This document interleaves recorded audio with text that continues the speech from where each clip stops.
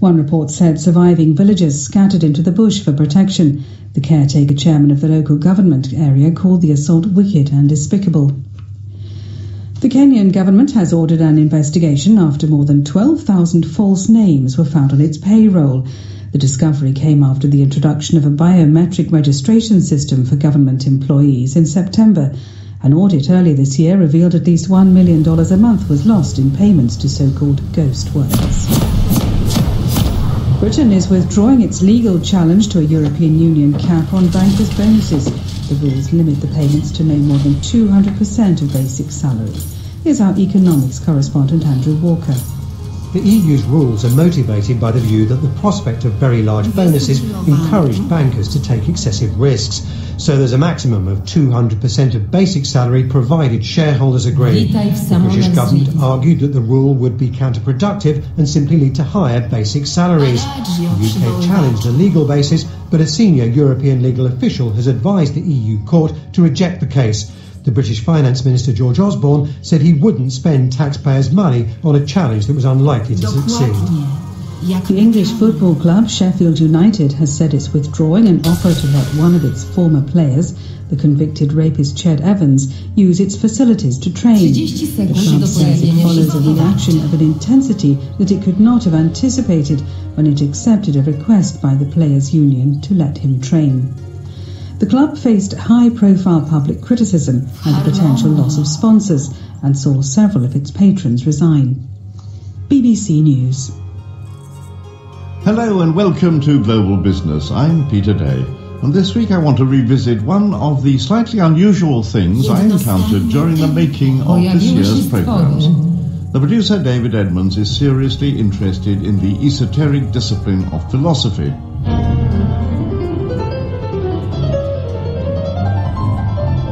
So we went on a little trip into exotic territory to hear more about how this rarefied style of thinking is being applied to down-to-earth business. I'll explain the music in a moment, but first I'll tell you more about this program. Business is, of course, a very practical enterprise.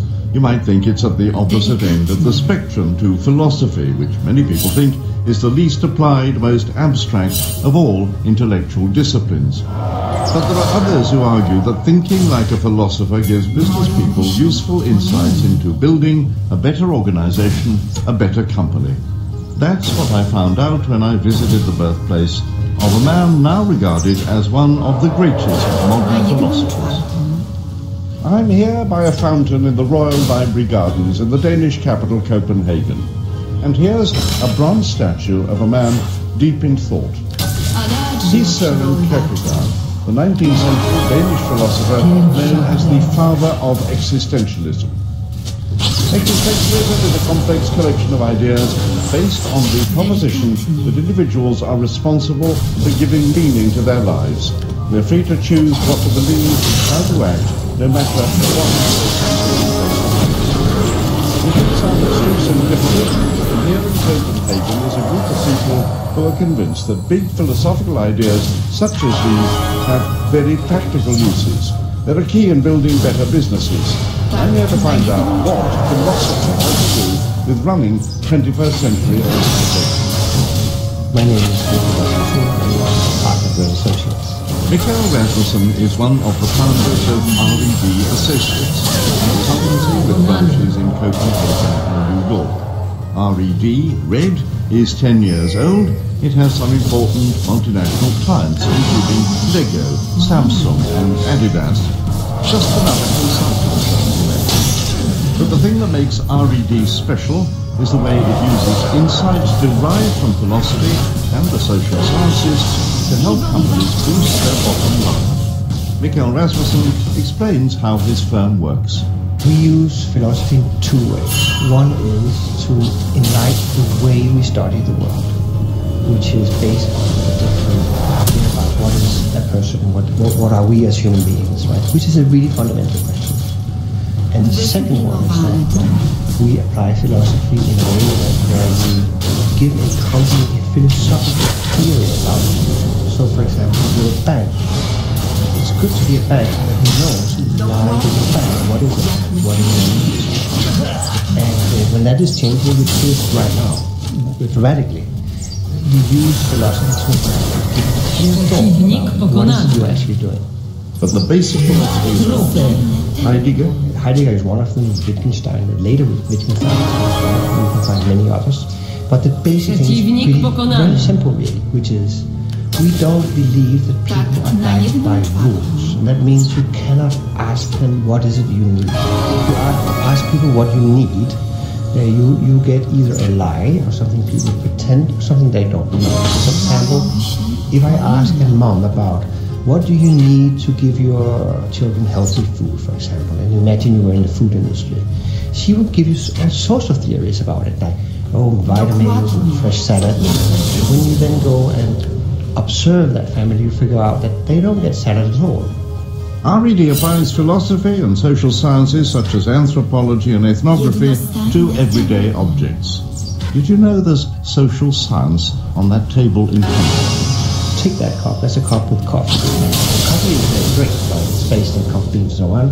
But coffee is also kosher. So there, for example, there are certain types of coffee, certain cultures where you drink coffee in another way.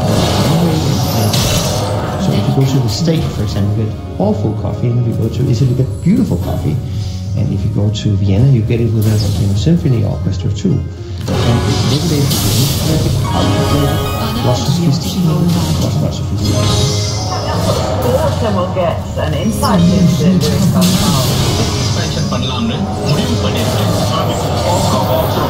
to introduce the universal service fund. How could you do this to Dad?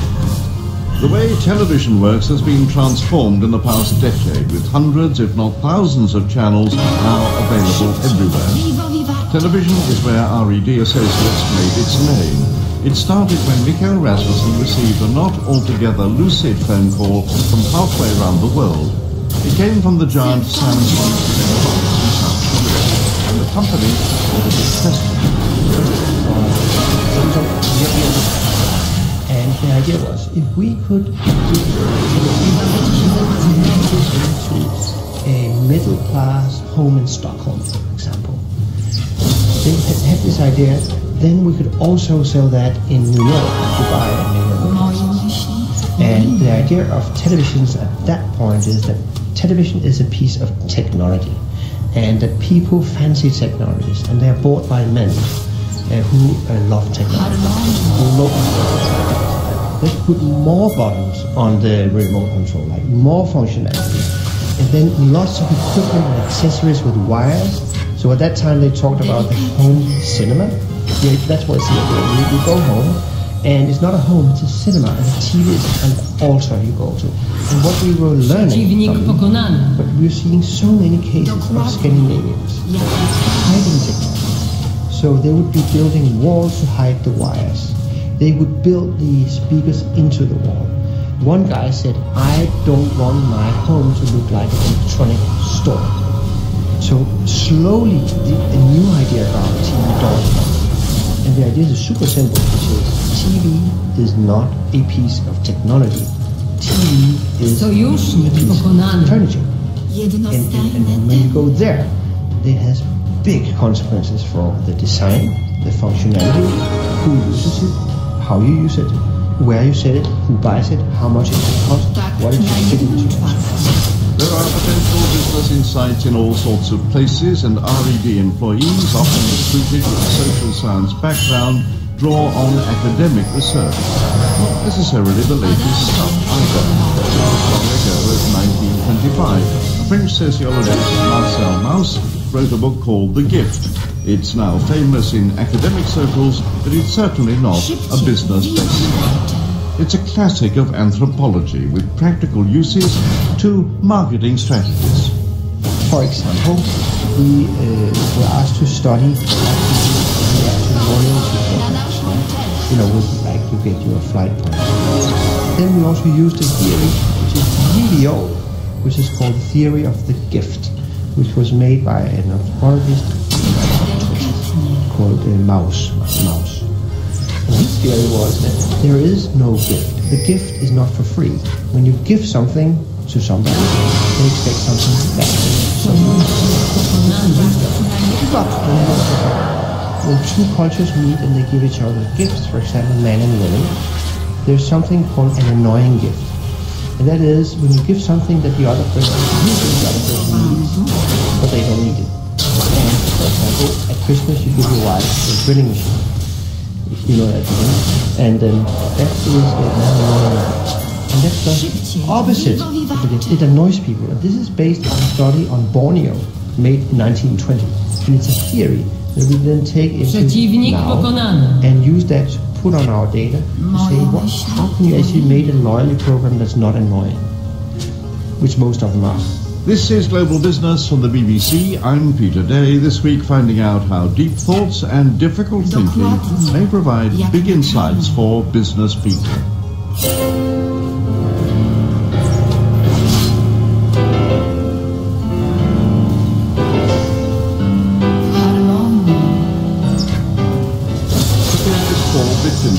Playing Ravel's piano concerto for the left hand. Paul Wittgenstein lost one hand in the First World War, and he continued his musical career and commissioned leading composers such as Ravel. He also happened to be the brother of the philosopher Ludwig Wittgenstein.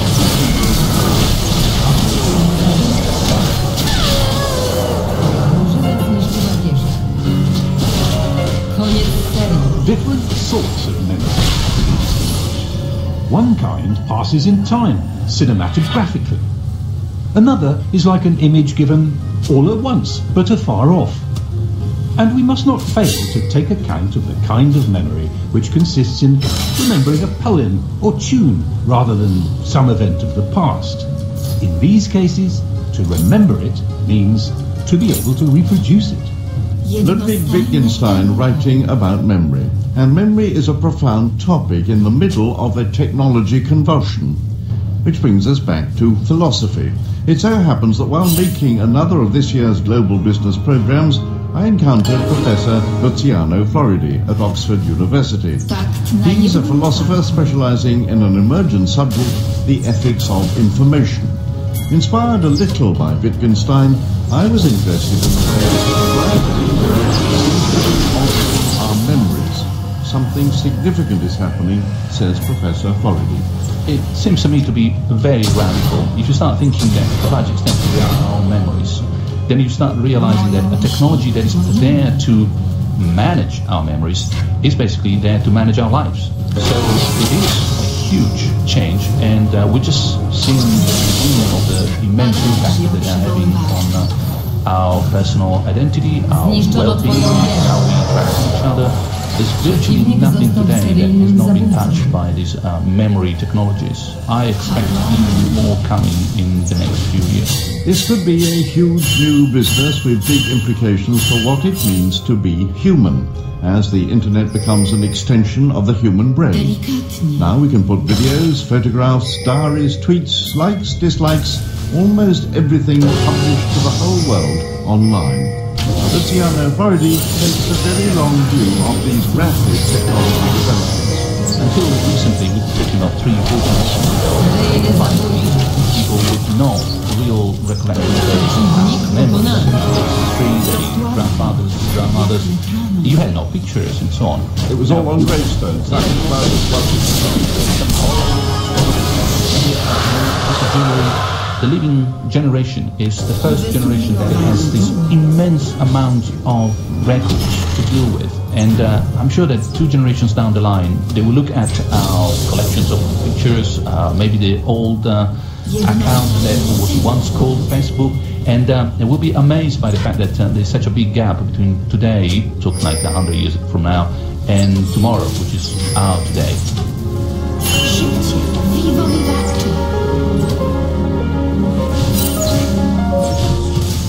Until now, human memory has been finite and callous. We can't remember everything. We're often mistaken about things we think we can remember vividly. That's until now. The new digital age holds out the prospect that in the future, almost everything will be saved and stored. All our memories available forever. Sounds to me a curse as much as a blessing, I said to the professor. Oh, it could easily be but certainly I belong to a generation that is delighted to know that my parents never put those pictures of me online in the 60s, some of which are rather silly. I mean, just 5 years old, dressed like Robin Hood or something like that. Now, there are some innocuous things that we would like to keep to ourselves or to a small circle of friends and members of the family. There are also silly moments that should never leave the circumstances within which they make sense. Someone at a party dancing on a table and a little bit tipsy, well, that is perhaps, let's say, okay within that context. It should not reach Facebook or Google or the next search engine for management device. Now, then, however, there's one side of this, and that is the fragility of the question. I don't think we should underestimate how easily destroyable all this is. You mean the new electronic memory in the cloud somewhere, the fragility of that? Exactly. Let me give you just an example. I mean, could be not available where you'll see so all the CDs that say created 20 years ago, they are gone. I mean, they're not really, that's it. I mean, more gone than my photographs that I took with my film camera 20 years ago. Way more, and way more than those illustrated paintings created centuries ago. So that is one problem. The second problem, as we all aware, is malware, virus. Something goes wrong with a piece of software which destroys, say, your whole artist. That's it. No, all those holidays, all those memories from your previous life, all gone. Oh, but I back them up, don't I? Oh, and that's the other thing. Since 2007, obviously, we haven't created enough support for the data we are generating. In other words, there is not enough physical memory for all the stuff that we are producing. Which means that what happens in your smartphone happens globally. Pictures in, not enough memory, something gets erased, you start editing. And you say, well, maybe I don't need this picture from that party, maybe I don't need that email from that friend of mine, etc. And in a way, you are just editing your biography, your profile, and the profile of people who are you. And forgetting was one of the wonders of human memory, wasn't it? It was one of the ways personality emerged. What you remember and what you forget, by implication, is part of being living. Absolutely. And there is an art of forgetting. If you have lost someone, and each of us has probably something in mind of significant value and pain, you do want to remember that someone, but you don't want to recall that loss on a day. Remembering without recalling. Well, this is an art that we have for centuries, and today it's been completely disrupted by the new technologies. We are almost on day one class, the art of forgetting.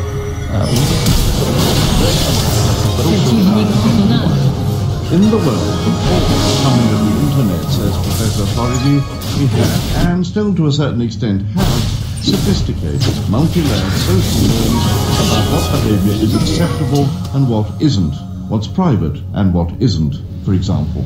Imagine what happens on a daily basis. You have a little secret and someone tells you don't tell anybody, and of course, as it happens sometimes, you do tell my social convention. Private thing, also knows that this is not something to be shared, which doesn't mean that she or he is not going to share, but it means that she will not be discussed next time.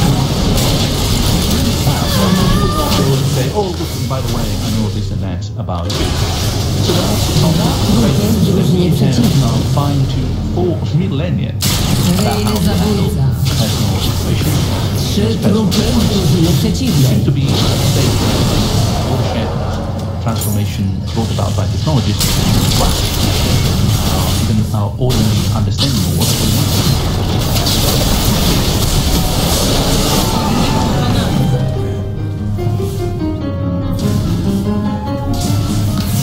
Internet memories were in the news earlier this year when the huge search engine Google jumped into the headlines the European Court ruled that people have a right to ask search engines such as Google to stop enabling users to find certain content about them.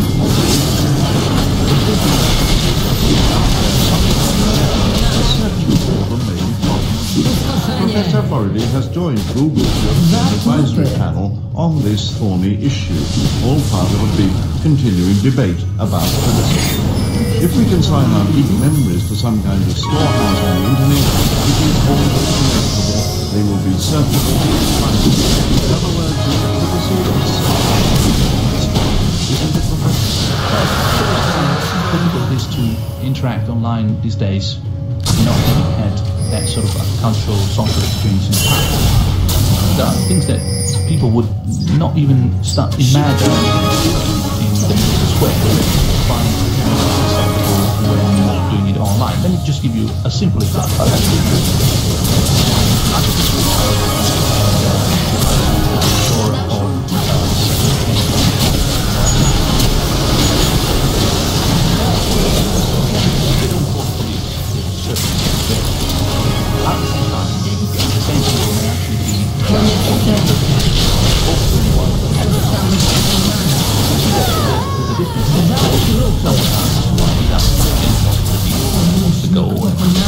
But the facility and tend to share online and something wrong. In later, different parts on interactivity and transactions. Yes, and this is because the technologies that we are dealing with, they are enticing us to share. They are there to make sure that the more you share, the more you want to share. If you see 10 more pictures of cats on Facebook, certainly the temptation of putting your cat there is very strong. Now, the thing is, this is very dangerous. I mean, we're just giving more sociability to socially addicted people, humans. Now, we are social animals, and anything that makes our sociability even stronger invites more sharing of more memories to an extent that sometimes is bad. There are plenty of examples of people telling the world of things that only yesterday we would have considered extremely private. Now, this seems to me a matter of partly education of all of us, so we just have to get used to a new environment and sort of behave accordingly. But also, it cannot be just on the shoulders of users, citizens, consumers. It must also be on at least equal shoulders of those who provide the service. To share more. Eat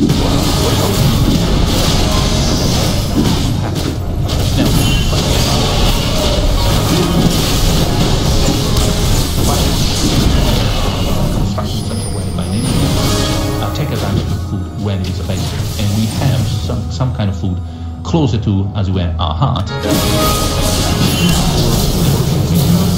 That's why we need legislation saying less sugar, less salt, not this kind of ingredients, etc. Now, that kind of legislation should be applied from online diet.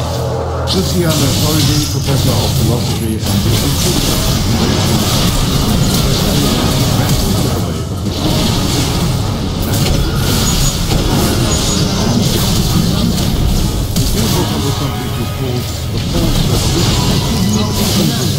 is reshaping human reality. Przeciwnik pokonany. We live in what philosophers call utilitarian times, and the humanities themselves are under stress.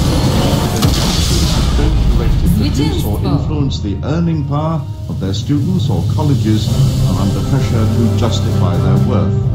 But my encounters with philosophers this year have reminded me that in